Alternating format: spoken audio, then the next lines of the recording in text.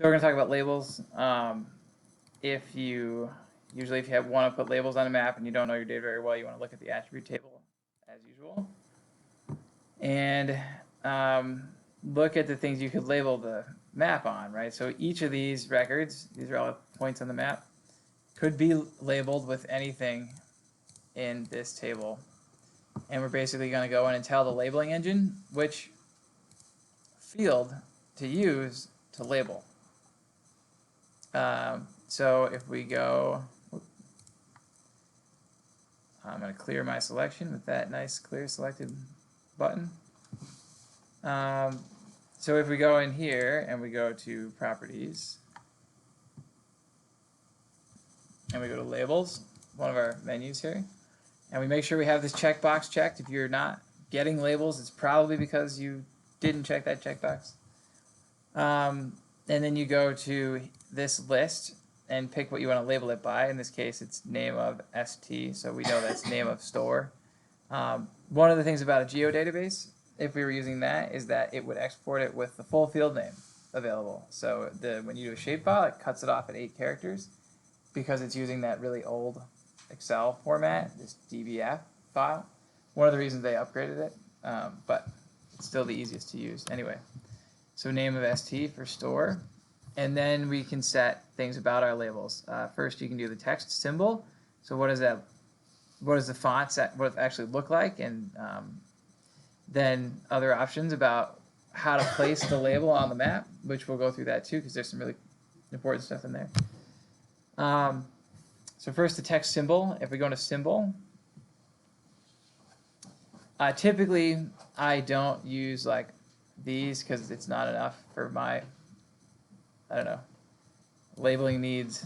So usually you get to this first box, and then you can pick one that you've already used. And you can see every time I make a new one, I save it here. But let's make a new one just to show you how to make it, because you guys won't have these saved ones. So you hit edit symbol again, and you get to this window where you can go to mask, and then you can do the halo. And if I just do the native, the first option I get to, I hit OK, and then I hit OK, and then I hit OK, I'm going to get a label with a mask on it, right? And you'll know you're looking at a novice ArcMap user's map if you see halos that look like that, right? Because they just went with the default, and they're like, don't know how to navigate all those darn menus that Esri has, which I'm going to show you how to do now. So the first thing, I guess, to talk about is thinking about the size of your labels. One of the things I'm going to get into after the break today is how to use this layout view as opposed to this data view, these little buttons. If I go to layout view, it's going to show me the size of the page that you have set up. And we're going to do 8.5 by 11s for now. That's basically a piece of paper that comes out of a notebook. And this thing with a shadow on it represents just a piece of paper, basically. You can think about it like that. We could make it really big, like the poster size one that I showed you that we did in the other class, but for now, let's just keep it this size. Anyway, the reason I bring it up is because these labels on your map kind of change size, right? So look at them now. If I'm in my layout, we'll go over this. You want to use this layout toolbar. Again, if you don't have that, you can right click on anywhere in gray and go to layout. It's L, where is it? Right here. And turn that toolbar on. So this is how you navigate in layout view. So if I click on this zoom in, I will zoom in on the page itself. And then if I click on this back button, it will zoom out on the page. However, if I use this zoom in button, it will zoom in on the map. That is the data frame box here. That is hard to get through. I remember that, trying to get that through my mind, and it was not easy for me. I don't know if it's easy for other people, but if I hit back, I go out like that. So typically what I would do is I would go into my layout view, and I would right click on the layer I want to show, and I would right click and I would say zoom to layer. What that's going to do is going to zoom it to the full extent of my data, right? So it's as close as they can get while showing everything, basically. And you can see that some more labels showed up. They're still overlapping the points. But again, it's as if the labels change size, right? Because here, the text is covering up the whole label. And if I go back to the zoom in one, then I get more text. So it's relative to where the map is zoomed, right? So it's a bunch of ways around that. But for this simple version, I'll just let you know that. So basically, if we go back to, we can zoom in on our page to see how it's going to look when we export this to a PDF. And basically, now I'm going to go into my label editing, and I'm going to go back to symbol, and I'm going to edit symbol, and I'm going to go to my mask again, and I'm going to make it look better. So the first thing to do to make it look better is to reduce that down to 1. So it's just a less thick outline. The next thing is to make it a color. So you can make it like light yellow, looks good. Or just white.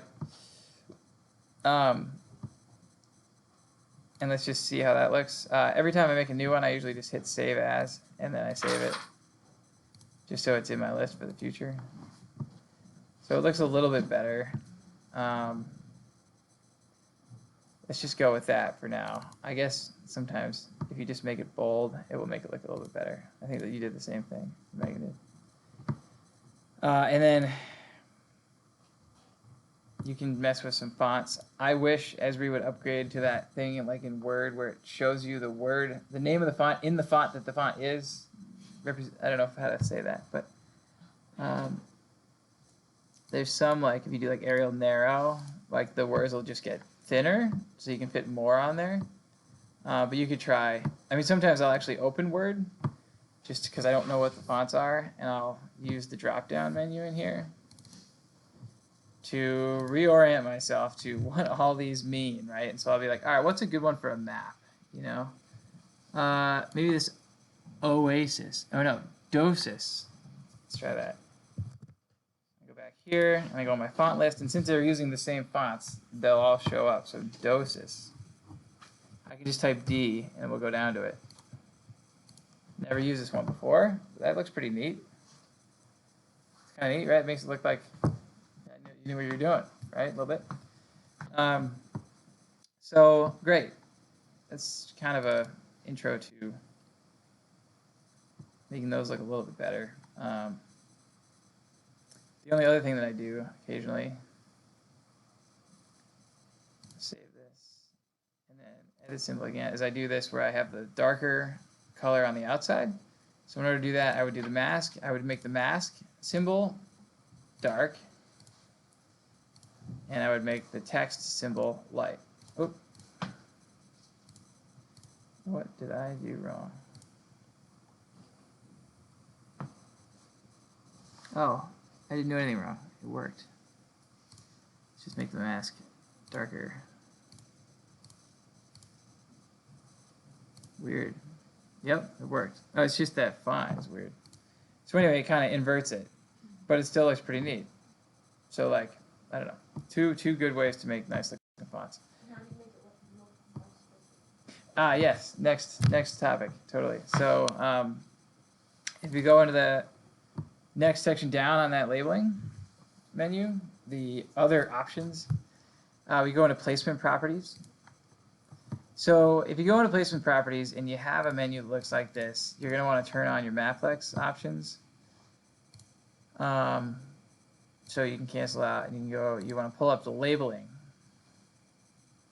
menu. So I'll just turn it off and then turn it back on just so I can see. All right, there it is. So on the labeling menu, the only thing, you just want to hit this drop down here and then say use Maplex label engine. They used to sell this for a whole bunch of money, and recently they put it in ArcMap for free. Just a little fun fact about the labeling engine. It used to be very expensive. So you can see already it put None Such Books into 2 lines instead of 1. So if I go back, if I turn this off, It goes back to one line, right? Like, so before the Maplex labeling engine, nothing had the capability to do like stuff like that. So anyway, once that's on, nothing's going to tell you this, but those placement properties is going to have a whole bunch more options. So now we have 4 tabs. You remember originally we had just that one.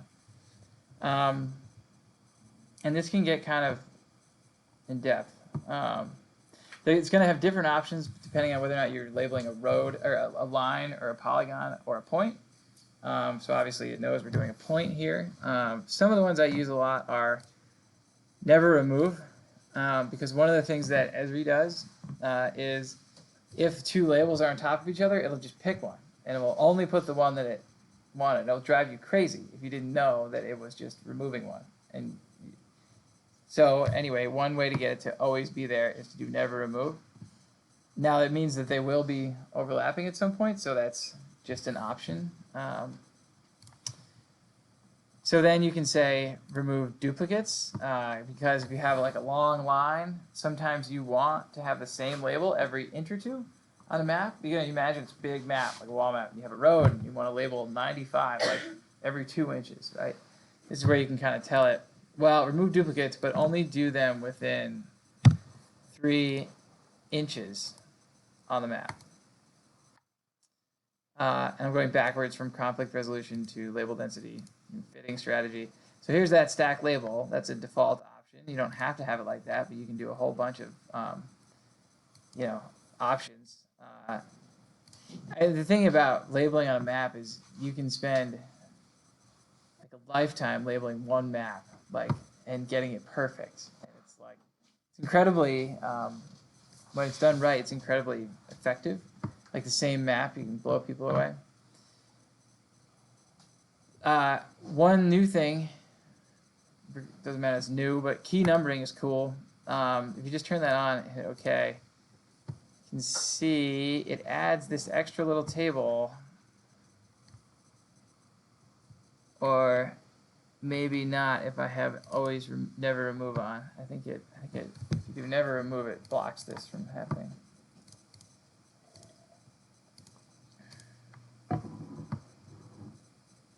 Oh, wow.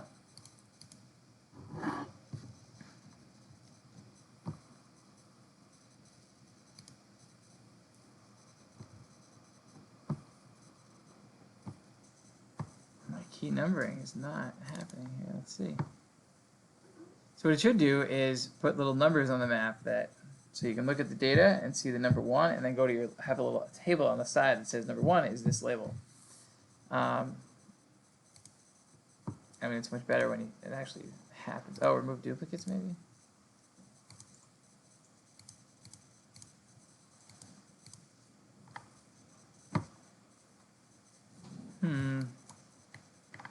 Well, anyway, it's supposed to do that.